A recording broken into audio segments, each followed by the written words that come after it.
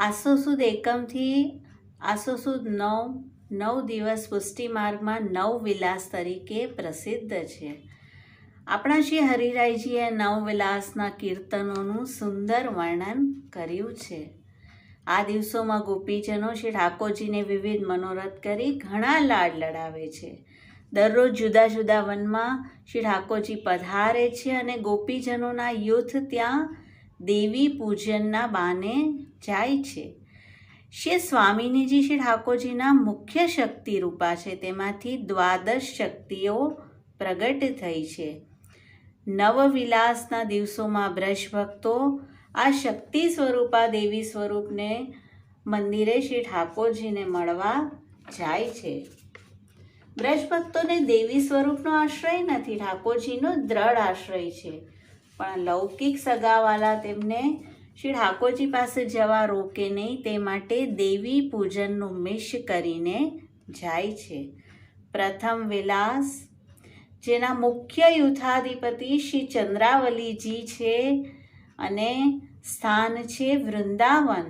સૌના હાથમાં પૂજાની સામગ્રીના થાળ છે. મુખ્ય સામગ્રી ચંદ્રકલા છે અને વૃંદાવનમાં આવેલા વ્રજભક્તો સૌ પહેલાં વૃંદાદેવીનું પૂજન કરી વિનંતી કરે છે, હે દેવી, શ્રી શ્યામ સુંદર અમને અલૌકિક પતિ રૂપે પ્રાપ્ત થાય.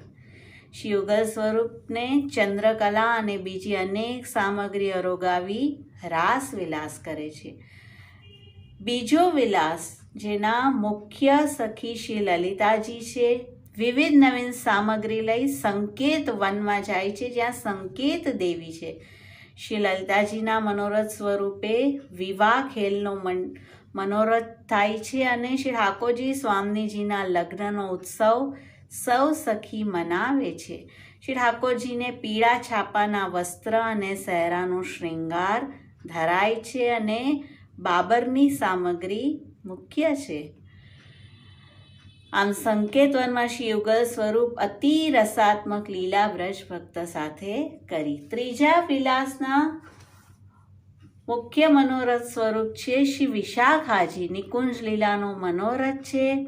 શ્રી વિશાખાજી શ્રી ઠાકોરજીના શૃંગાર કરે છે અને શ્રી ઠાકોરજી શ્રી સ્વામિનીજીના શૃંગાર કરે છે. બાસુંદીની મુખ્ય સામગ્રી અરોગાવી યુગલ સ્વરૂપ વિવિધ લીલા વિહાર કરે છે. ચોથો વિલાસ પરાસોલી એટલે ચંદ્ર સરોવરમાં થયો છે, જેના મુખ્ય સખી ચંદ્રભાગા છે અને યુગલ સ્વરૂપ માટે ખરમંડા, જલેબી, બુંદીના લાડુની સામગ્રી સિદ્ધ કરી.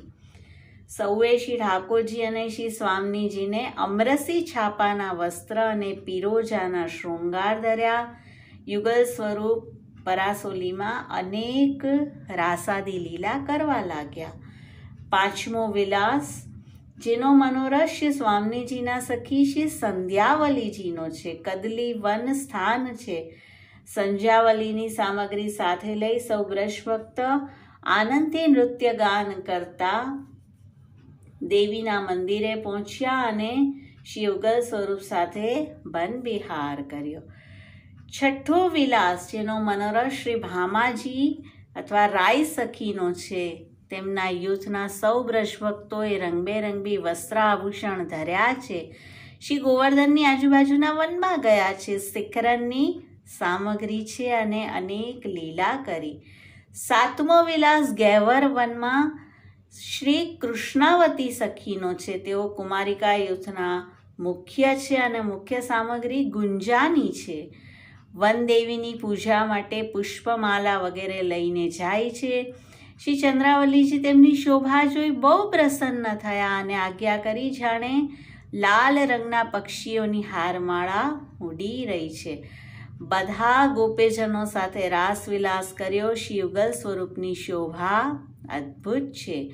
આઠમો વિલાસ શાંતનુ કુંડ પર થયો. સખી છે ભામીની સખી. સૂરજ મંદિરે પહોંચી પૂજન અર્ચન કર્યું. ભદ્રવન ગયા.